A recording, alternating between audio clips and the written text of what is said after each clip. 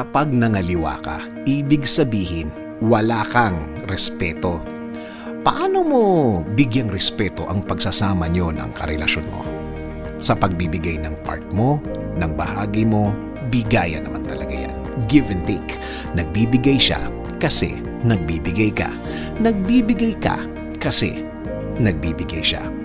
Kung kayo'y ikinasal, hindi lang kayo sa tao nangako, hindi lang kayo sa batas nangako.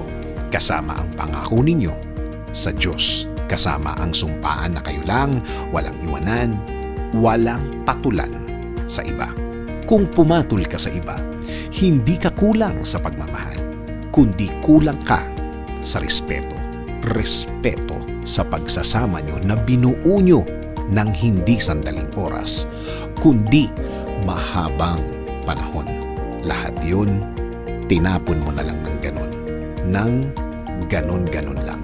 Huwag mong gawing dahilan na ang kulang ka sa pagmamahal dahil hindi ka kulang sa ganon.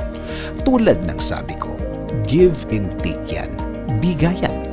Kung wala ka nang ibinibigay o kaya binawasan mo ang ibinibigay mo, bakit ka mag-i-expect ng buo? Barya lang ang binigay mo. Meron pang isang dahilan na gasgas na nagkamali ako. Ang linyang ito ay para sa mga taong hindi niya alam na mali na pala ang ginagawa niya. Pero sa'yo, sa umpisa pa lang, alam mo na mali. Yun nga lang, nagdesisyon kang ituloy. Ginusto mo. Gusto mo. May mga moments na pwede mo nang putulin, pwede mo nang i-stop, pero sige ka pa rin. Sabi mo, bahala na. Basta, enjoy ka. Nag-i-enjoy ka ba sa pagtatago? Nag-i-enjoy ka ba sa pagsisikreto? Baka hindi ka na makakatulog niyan. Baka sa sobrang natabunan na ang konsensya mo, hindi mo na siya marinig. Hindi mo na siya maramdaman. Sayang, maraming pakinabang ang konsensya.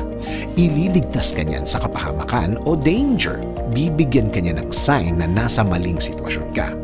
Kahit sa mga delikado, mag-iingay yan kapag mali na ang kinalalagyan mo. Yan ay kung naaalagaan mo ang iyong konsensya. Malinaw mo pang maririnig, ililid ka niyan sa tama. Ililid ka niyan sa tahimik kung saan tama ang pamumuhay. Balikan natin ang respeto sa karelasyon nyo. Ang pagmamahal ay hindi dahilan para mawala ang respeto ng karelasyon mo sa iyo. Maging importante ang respetuhan sa inyo. Maging minsan o madalas na may away kayo. Huwag niyong hayaang mawala ito. Kahit sandali. Sabi nga sa Ephesians 5:33, however, each one of you also must love his wife as he loves himself, and the wife must respect her husband.